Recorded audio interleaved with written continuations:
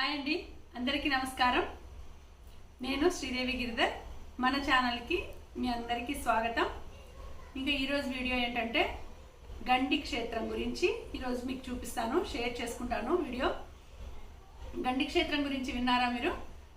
ఆంధ్రప్రదేశ్లో కడప జిల్లాలో ఉంది గండి క్షేత్రం. మా ఏరియాకి కొంచెం దగ్గరగా ఉంటుంది. సో మేము చిన్నప్పుడు వెళ్ళే వాళ్ళం ఎక్కువగా. సో అది ఎలా ఉంది అనేది మీతో షేర్ చేసుకోవాలనుకుంటున్నాను. ఇప్పుడు చాలా చేంజ్ అయిపోయింది. ఇప్పుడు వర్షాకాలం వల్ల వాటర్ వస్తూ ఉంటాయి కింద, అక్కడంతా కూడా వాటరు.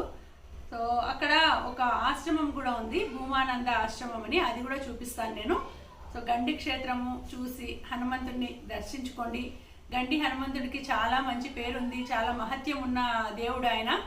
చాలామంది భక్తులు వస్తూ ఉంటారు విజిట్గా కూడా, అంటే అది టూరిస్ట్ ప్లేస్ లాగా కూడా అందరూ వస్తూ ఉంటారు. సో అది ఈరోజు మన వీడియో, మనం చూసేద్దాం అక్కడికి వెళ్ళి. దానికన్నా ముందు మొదటగా ఫస్ట్ టైం ఎవరైనా చూస్తూ ఉంటే మన ఛానల్ని ఇంకా మీరు సబ్స్క్రైబ్ చేసుకోకపోతే తప్పకుండా సబ్స్క్రైబ్ చేసుకోండి, వీడియోస్ చూడండి. ఇంకా ఇలాంటి వీడియోస్ మంచి మంచి వీడియోస్ వస్తూ ఉంటాయి. సో నోటిఫికేషన్ రావాలి అంటే మీరు సబ్స్క్రైబ్ చేసుకోండి. అలాగే లైక్ చేయండి, వీడియోని నచ్చితే షేర్ చేయండి మీ ఫ్రెండ్స్కి, సరేనా? ఇంకా ఆలస్యం చేయకుండా వీడియోలోకి వెళ్ళిపోదాం, వచ్చేయండి.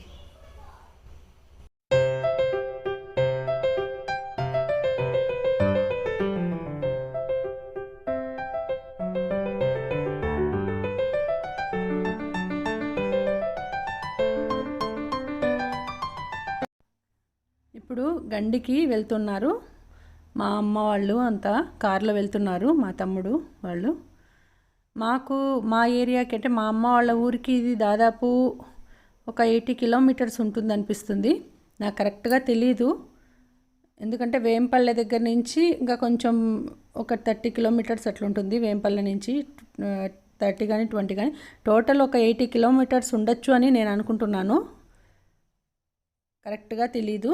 సో ఇక్కడ విండ్ మిల్స్ కూడా ఉన్నాయి దీంట్లో, ఇట్లా పోయే రూట్లోనే కనిపిస్తాయి చూడండి విండ్ మిల్స్ కూడా.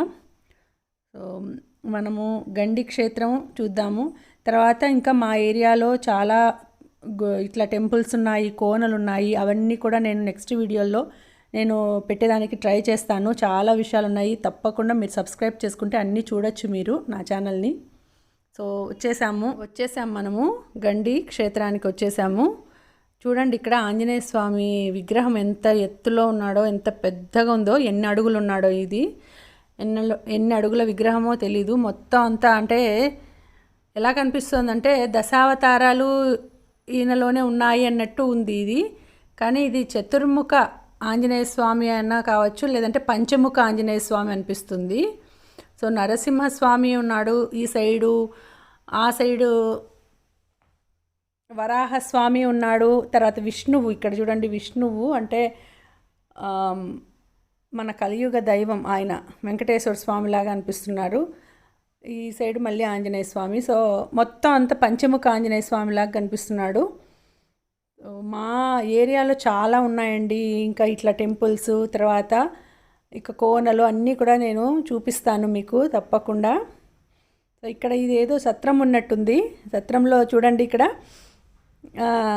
ఎంత బాగా కూర్చొని ఉందో, మనుషులు కూర్చున్నట్టు కూర్చుంటాయి అవి. మీరు ఇంకొకటి గమనించినారా? మామూలుగా ఆంజనేయ స్వామి టెంపుల్ అంటే చాలు, ఆంజనేయ స్వామి టెంపుల్ కానీ ఏదైనా కానీ ఆంజనేయ స్వామి ఉన్నాడంటే ఖచ్చితంగా అక్కడ వానరాలు ఉంటాయి, కోతులు ఉంటాయి. ఇది నల్లమూతి కోతి అంటారు కదా, అట్లా ఉంటుంది. ఫుల్ అంతా బ్లాక్గా ఉంటుంది ఫేస్ అంతా కూడా. ఎక్కడైనా నేను చాలా ప్లేసుల్లో గమనించినాను. మనము ఇక్కడికి వెళ్తున్నాము, ఇప్పుడు కొండకు ఎక్కుతూ ఉంటాం కదా, తిరుపతికి వెళ్ళినప్పుడు కూడా, నడక దారిలో వెళ్ళినప్పుడు కూడా, అక్కడ కూడా ఎన్ని ఉంటాయో కోతులు. సో నేను చాలా ప్లేసుల్లో గమనించినాను. ఈ ఆంజనేయ స్వామి విగ్రహాన్ని చూస్తూ ఉంటే నాకు దశావతారాల్లాగానే అనిపిస్తోంది. చేతిలో ఉన్న ఆయన పట్టుకున్న ఆయుధాలను చూస్తూ ఉంటే అక్కడ నాగలి, గొడ్డలి, తర్వాత చూడు ధనస్సు అన్నీ కనిపిస్తున్నాయి నాకు. సో ఇవి దశావతారాలే అనిపిస్తుంది. పైన కూడా ఇంకొక అవతారం మాదిరి కనిపిస్తోంది తలపైన కూడా. సో చూడండి ఇక్కడ మా అమ్మ వాళ్ళు, మా తమ్ముడు వాళ్ళందరూ వచ్చారు ఇక్కడికి టెంపుల్కి. ఇది గండి క్షేత్రానికి. గండి ఆంజనేయ స్వామి, ఆయనకి చాలా బాగా మహిమ ఉంది. చూడండి ఇదంతా టెంపుల్, ఇక్కడ గండి ఆంజనేయ స్వామి టెంపుల్. కూర్చోన్నారు. ఇక్కడ టెంపుల్లో కూర్చోన్నారు దర్శనం చేసుకొని వచ్చి. ఇదంతా టెంపుల్ చూడండి. సో ఆయనకి ఏదైనా అనుకునేసి మొక్కుంటే తప్పకుండా నెరవేరుతాయి కోరికలన్నీ కూడా. చాలామంది భక్తులు వస్తూ ఉంటారు. ఇక్కడ ఒక ఏరు కూడా ఉంది. అది ఇంకా ఇప్పుడు ప్రొటెక్షన్ కోసం క్లోజ్ చేసేసారంటే అక్కడికి వెళ్లకుండా, ఆ సైడ్ వాళ్ళు ఇక్కడికి వచ్చేదానికి లేకుండా. లేకపోతే మేము ముందు కిందికి వెళ్ళి ఆ ఏట్లో అంతా నడిచేవాళ్ళము. ఇక్కడ చూడండి మా అమ్మ ఏదో చీనికాయలు ఏవో ఇస్తోంది అక్కడ ఆమెకు. అక్కడ కూర్చోంది చూడండి ఒక కోతి, నల్లమూతి కోతి అంటాం మేము. అది కూర్చోంది. దానికి ఇస్తే అది తీసుకోకుండా కింద పడేస్తుంది చూడండి. చీనికాయ అంటారు కదా, మూసంబి అనేది. అది ఇస్తే పడేస్తుంది. వాటికి చూడండి ఏం తెలివి అనిపిస్తుందో చూడండి, పడేస్తుంది. అసలు తీసుకోకుండా అది పడేసింది. పాప మా అమ్మ మళ్ళీ తెచ్చుకుంటుంది అది చీనికాయ. వాటికి తిని విసుగు వచ్చేసిందేమో అరటిపండ్లు, ఈ చీనికాయలు అన్నీ కూడా. పాపం అనిపిస్తుంది వాటిని చూస్తే కూడా. చూడండి ఎంత బాగా పాప ఆమె మళ్ళీ తీసుకుంటూ ఉంది ఇలాగా. ఇంకా మనము భూమానంద స్వామి ఆశ్రమానికి వచ్చాము. భూమానంద ఆశ్రమము ఇక్కడ చూడండి. భూమానంద స్వామి ఆశ్రమము మఠము. ఇది గండి క్షేత్రములో ఉంది. ఇది గండి క్షేత్రానికి 1 కిలోమీటర్ దూరంలో ఉంటుంది. ఎవరైనా తెలియని వాళ్ళు గండి క్షేత్రానికి వస్తే అక్కడ భూమానంద స్వామి ఆశ్రమం ఎక్కడ ఉంది అని అడిగితే చెప్తారు ఎవరైనా. అక్కడ 1 కిలోమీటర్ దూరంలో ఉంటుంది. ఇక్కడ మామూలుగా వన భోజనాలు అట్లా చేసేవాళ్ళు కానీ ఏదైనా కార్తీక మాసంలో ఎక్కువగా వస్తూ ఉంటారంట. ఇది చాలా పాత టెంపుల్, పాత ఆశ్రమము, ఆధ్యాత్మిక కేంద్రము. ఇక్కడ చూడండి ఇక్కడంతా దశావతారాలు, పైన హనుమంతుడు ఉన్నాడు. అంతా మొత్తం దశావతారాలు ఉన్నాయి, అంత చెక్కినారు. ఇది 50 సంవత్సరాల కంటే ముందు నుంచి ఉన్న ఆశ్రమం అంట ఇది. మా అమ్మ వాళ్ళు చిన్నప్పుడు కూడా వచ్చేవాళ్ళంట. మా తాతయ్య పిలుచుకొని వచ్చారంట. అది ఏదో పెళ్ళి ఉన్నిందనేసి, బ్రాహ్మణుల పెళ్ళి ఉందనేసి మా తాతయ్య చేయించేదానికి వచ్చినారు. ఇక్కడ చేయించారంట పెళ్ళి. అప్పుడు మా అమ్మ వాళ్ళు చిన్నగా ఉన్నారు. మా అమ్మ 5th క్లాస్ 4th క్లాస్ చదివేటప్పుడు పిలుచుకొని వచ్చారంట. అదే తర్వాత కూడా వన భోజనాలకి ఇక్కడ జమ్మి చెట్టు, ఇది ఉసిరిక చెట్టు ఉంది కాబట్టి అక్కడ వనభోజనాలు చేసేదానికి మంచి శ్రేష్టమని వచ్చినారంట. ఆ జనం అంతా అప్పుడు చాలామంది ఉండేవాళ్ళు. ఇక్కడ శివాలయం ఉంది, శివ టెంపుల్ ఉంది, శివాలయము. సో అక్కడంతా చాలామంది శిష్యులు ఉన్నారు ఆయనకి. ఇక్కడంతా చూడండి ఎంత బాగుంది. అయితే ఇప్పుడు ఇంకా ఈ కరోనా ప్రభావం వల్ల జనం ఎవ్వరూ జనం లేరు అని అంటున్నారు. ముందైతే చాలా ఎక్కువ జనం వచ్చేవాళ్ళంట. ఆశ్రమాన్ని కూడా కొంచెము ఎక్కువ రోజులు అయిపోయింది, ఎవరు జనాలు రాక కొంచెము అది పాతగా అయిపోయినట్టు కనిపిస్తోంది. కానీ పాత టెంపుల్లే ఇది, పాత ఆశ్రమమే. చూడండి ఎంత బాగా చెట్లు అన్నీ ఉన్నాయి. ఆశ్రమం చాలా పెద్దగా ఉంది. ఇక్కడ విశ్రాంతి కూడా తీసుకోవచ్చు ఎవరైనా పోయి. మీరు ఏదైనా భోజనాలు ఇంటి నుంచి తెచ్చుకున్నా ఇక్కడ తినేదానికి బాగా వాటర్ ఫెసిలిటీ అంతా బాగుందంట. కూర్చొని ఇక్కడైనా భోంచేయచ్చు. అదే వన భోజనాలు అంతా చేస్తారు కదా. ఇప్పుడు ఎలాగైనా కార్తీక మాసమే కాబట్టి వెళ్ళి అక్కడ భోంచేసుకొని రావచ్చు. బాగా ప్రశాంతంగా ఉంటుంది. ధ్యాన మందిరము అన్నీ ఉన్నాయి, ధ్యానం చేసుకోవచ్చు. ఇక్కడంతా కూడా చూడండి, ఇక్కడ లోపల అంతా ఇదంతా క్లోజ్ చేసేసినట్టున్నారు. ఇక్కడ అది ధ్యాన మందిరము, ధ్యానం చేసుకునేదానికి.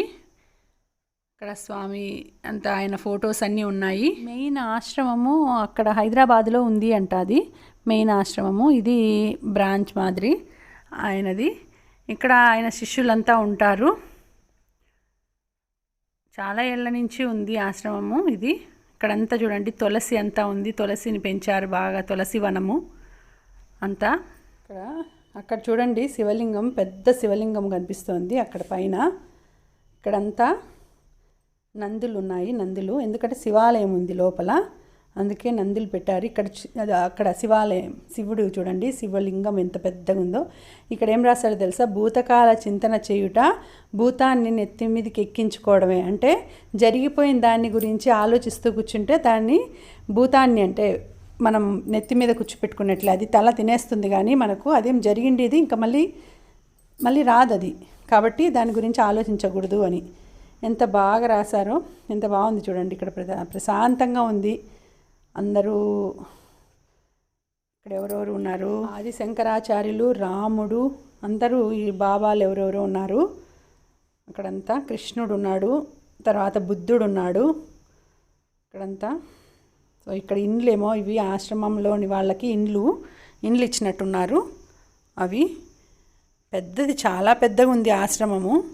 ఎంత బాగుంది చూడండి.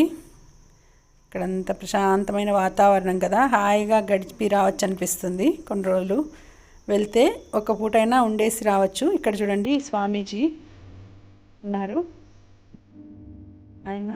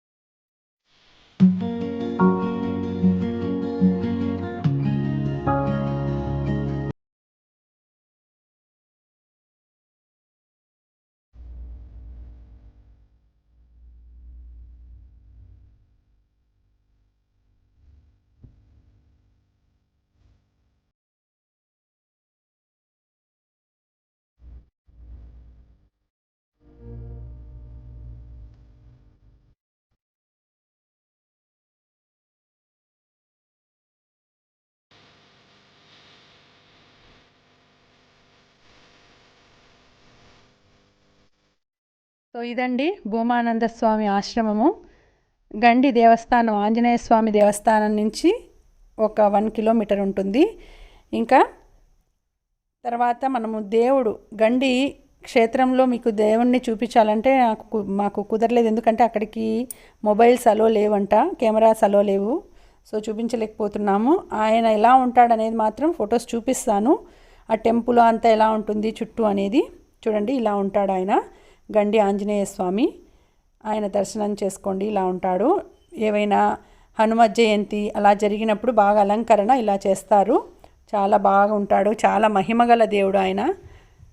చూడండి ఎంత బాగా అలంకరించారో ఆయన్ను. ఇంకా గుడి అంతా కూడా ఇలా ఉంటుంది.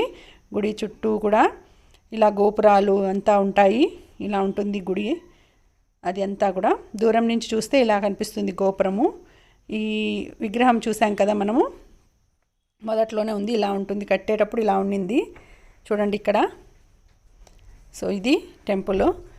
సో ఇది ఫ్రెండ్స్ ఇవాళ వీడియో మీ అందరికీ నచ్చింది అని అనుకుంటున్నాను. నచ్చితే కనుక ఒక లైక్ కొట్టండి, మీ ఫ్రెండ్స్కి రిలేటివ్స్కి షేర్ చేయండి. ఇంకా ఇదే ఫస్ట్ టైం కానీ చూస్తూ ఉంటే తప్పకుండా సబ్స్క్రైబ్ చేసుకోండి మన ఛానల్ని.